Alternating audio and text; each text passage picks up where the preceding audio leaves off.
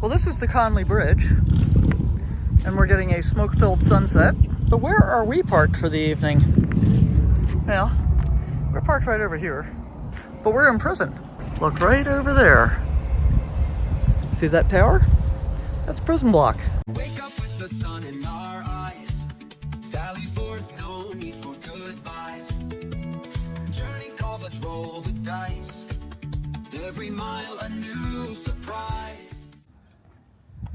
All right. Well, we are in the Montana, what's this called? Montana Old State Prison? The old Montana State Prison. There we go. Gold was discovered near Deer Lodge in 1862. Subsequent discoveries in Bannock and Virginia City prompted a gold rush that attracted men and women of both good and bad character. Thievery, lawlessness, and murder prevailed until vigilante groups organized and hung or banished many of the worst criminals. In the winter of 1866-1867, the territorial legislature requested funds for a prison. And I guess that's what we have here, the result. The hole right here? Oh, it could well be. That could be the solitary. Yeah. I'm Wow. wondering, I mean, I just... Oh, there's numbers. I wonder if we need to get a tour guide. There's the fire apparatus, the fire wagon, whatever you call that. Look at those towers. I wonder why it is that so many prisons of this era looked the same. Because this actually looks a lot like the old penitentiary that I tried to visit in Joliet, which is where parts of the Blues Brothers were filmed. Mm-hmm. And I ended up not paying for the tour, and I think that one was less than this one. The wall. Stone wall to take the place of the board fence, which was becoming old and rotten in 1893, and had been repeatedly repaired. Construction began in the spring using stone quarried 3 miles west of Garrison and convict labor supervised by the superintendent. And it looks almost like a mosaic. Uh-huh, it's beautiful. Yeah. Well, and I love the tower. Yes, I do too. But it looks like it was done to be decorative also, not just bricks that Yeah. went up. Is that something we go into? It looks like it's a door to the outside, maybe? Maybe. Let's go take a look. Yeah. That Okay. must have been where they got to be released. I would think they'd have a sally port for that. I wonder if this is where they got hung. No, this is too big for that. Mm-hmm. This was probably like the infirmary and library, and Oh, here's a sign. I bet the sign might tell us. And let's see who's guessing correctly and not. Ah, classroom and gymnasium. Oh, you were closer. Slab was partially poured in 1960 and completed in 1961 to serve as the foundation for 2 metal buildings.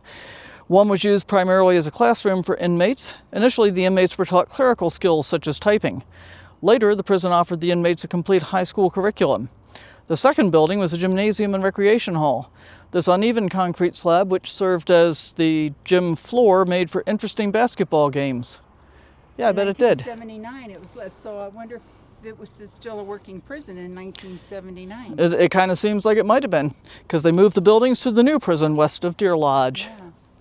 Interesting. And look at the beautiful flowers growing up in the concrete. Mm-hmm. There you go.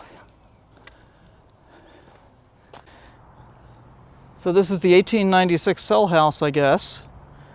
Overcrowding reached a critical point by the spring of 1896. The cell capacity of 182 was exceeded by 150 prisoners who were confined in a single log building without cells. The log building was deemed insecure, unsafe, and liable to destruction by fire by the State Board of Prison Commissioners. I used to be able to talk, guys, sorry. On April 27, 1896, the board authorized the construction of a new cell house, utilizing inmate labor. Of course they did. The new building had 4 tiers of 32 cells each in the men's quarters with a capacity of 256 prisoners. The youth's quarters contained 2 tiers of 8 cells each with a capacity of 32 prisoners. All cells were 6 feet wide, 8 feet long, and 7 feet 4 inches high. No plumbing in the cells. The building was demolished after it received structural damage in an earthquake in 1959, so I guess it used to look like this. I'm not quite sure where it was, though. Out of bounds? I think that's for the prisoners. Yes. Or is that for Kit? Are you out of bounds, Kit? Did you see that look? That was a great look, Kit. All right, let's keep going. Oh, look, we could fill up with water right here.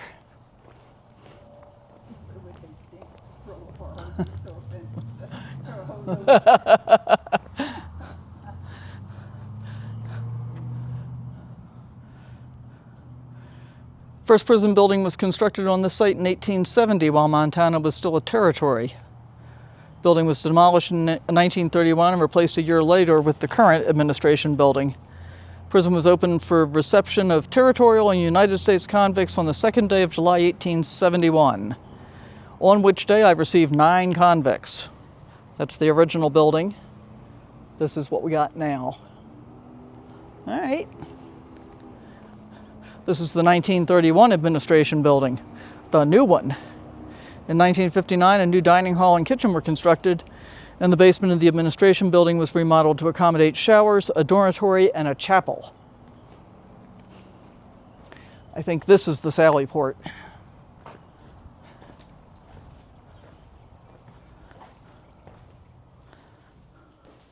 Yeah. Welcome to the Sally Port, not to be confused with Sally Forth. But Sally Forth is in the Sally Port.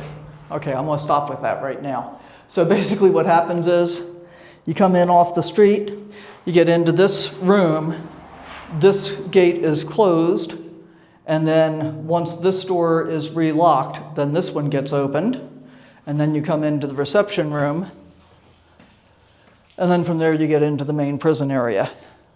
And I'm guessing your first stop might be in the administration building. Let's see. You gonna show us where to go, Kit? Okay. Watch your step. So here's the visiting room.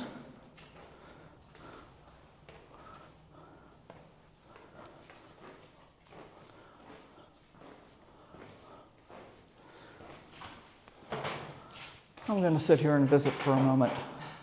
Yeah, I'm not sure how well this is going to show up for you guys, but this big picture here shows what the prison used to look like when it was actually in operation. And as Barb says, not a bad looking prison, as these things go.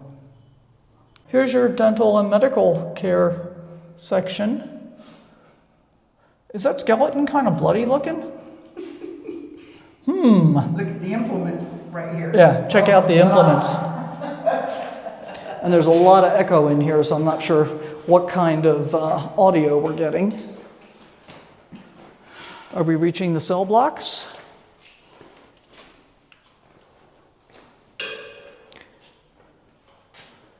Riot shields. Oh.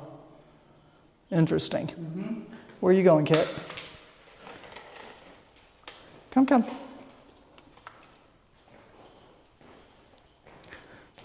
Wonder if the fountain still works. The Oregon boot. What's that do? Screws on the heel of the shoe and supports a 15-pound weight. And then 2 sections of the weight, each half locking together around the leg. Oh, I guess that's to drag around so you can't run away? Yeah, like the old ball and chain, but more. Yeah. I don't think that fountain still works. If it does, it's nasty. Nope. Nope.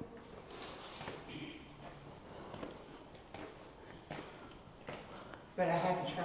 Yep. One of those, you go to the toy section, it says push this button and try me, and I'm going to be pushing that. 1959, Hell Unleashed. Oh, that must have been the riot about the deputy. Cell house captured. Cell house captured, admin building captured, deputy warden murdered. So this started at 3:15. He was murdered at 4:05. They didn't waste any time. Warden Powell was taken hostage 10 minutes later. Walter Jones, prison negotiator, was released.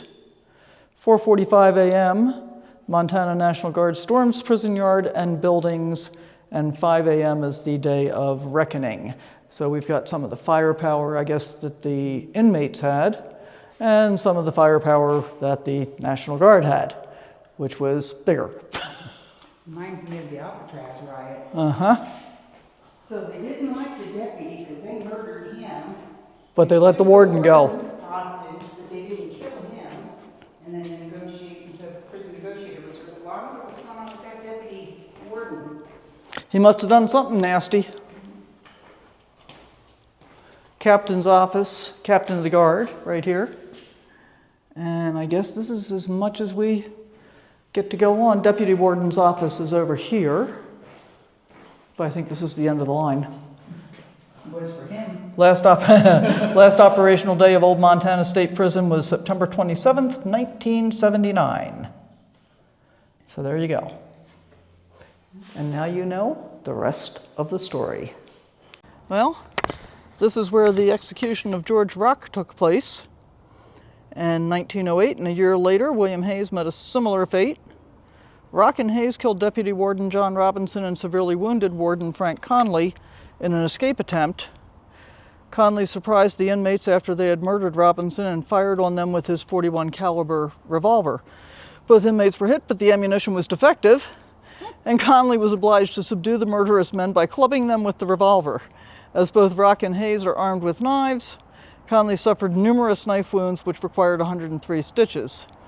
Rock and Hayes were executed by an unusual jerk-up scaffold. Oh, I see.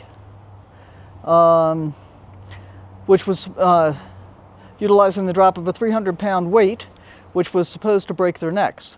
But the device failed to break their necks, and death was by strangulation. Rock and Hayes were the only inmates executed at this prison. So take a look at the old-timey photo and the actual or replica of the implement. Wow. Yeah, that's the problem with hanging. Too often it doesn't break your neck and you just strangle. Not a good way to go. Not that any of those ways are good ways to go. Got another corner tower here for the wall. I want to get around the corner and get back in the shade.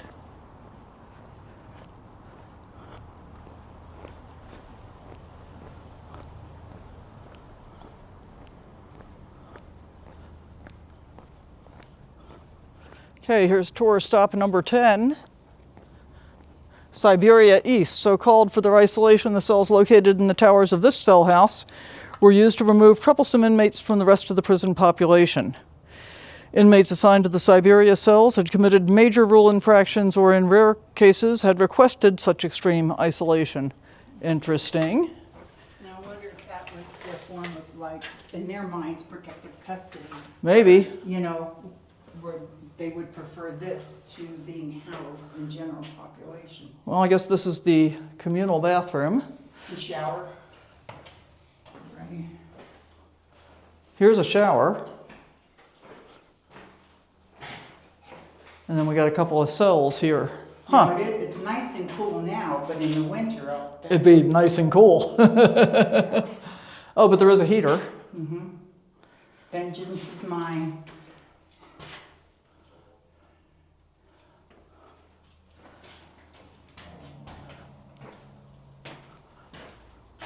Interesting.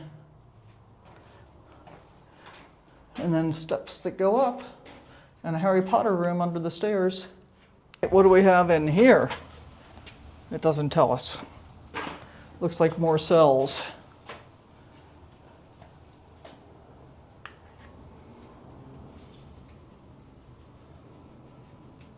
Oh, that looks fairly unpleasant, huh? Yeah.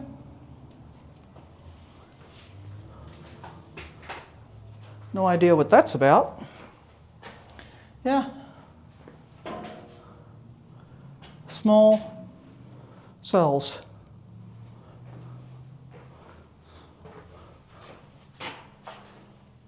Oh, and here's a shower. Another one? Yeah. Wow. Just wow. I mean, you know, think about it in terms of living conditions. Well, you know, our RVs, No, not this tight, but I mean in terms of beat up, because they were probably pretty beat up even Yeah. when they had prisoners. yeah. Poor quality facilities overall, that kind of thing. some were meant for punishment and some were meant for rehabilitation. This was obviously punishment. Beautiful flowers, though. This is probably where they picked the flowers to give to the lady. Probably. And they were in bloom.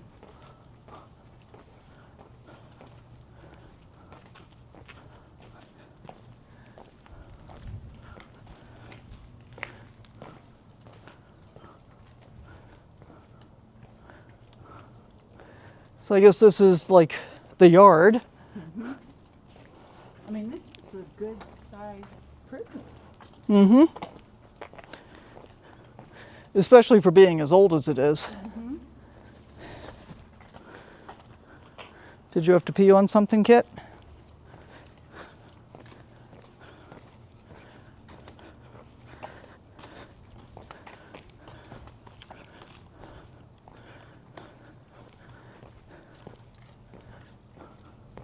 Maximum security over on that side. What do we got in here?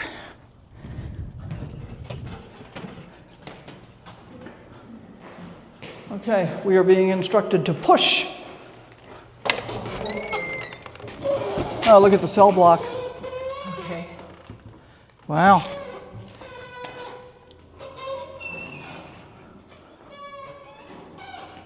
This part looks just like Alcatraz.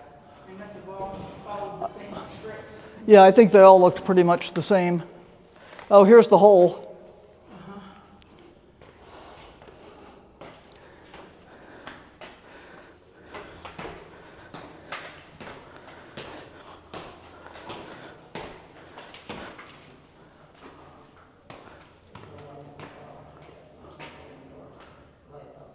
Way down there. And this is the shower room. Oh, the left must have been the classroom. Looks like. Oh, yeah, shower. And then the hole's down around the corner.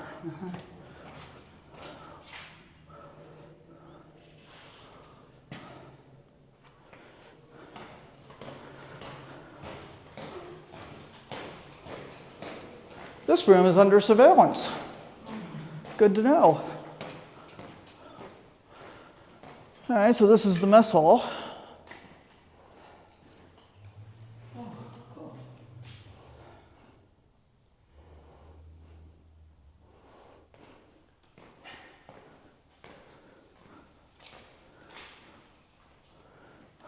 Strange seating. Oh, they all faced. Oh, okay. So nobody sat across, so you couldn't Right. take their food. But look at how far away the seats are from the trays. That's pretty weird to me.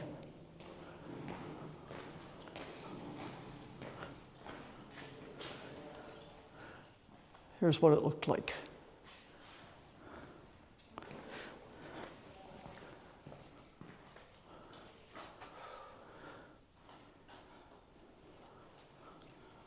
A 600-seat Clark Theater was constructed in 1919 from funds donated by W.A. Clark Jr., son of the Butte Copper King.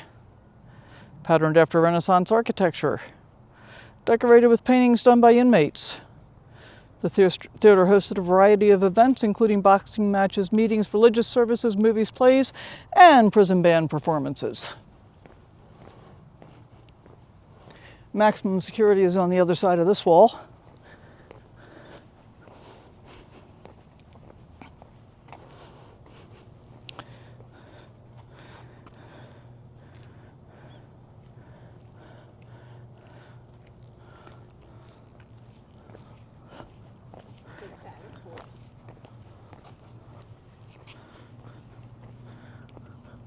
Oh, right there. Uh-huh. I think I had it right the first time too, though. I think that was probably the original Sally Port. Yeah, the difference is this could accommodate a car. Yep. And the other Or one, probably a bus or something where they get picked up at a center and then yep. brought over here. Yeah.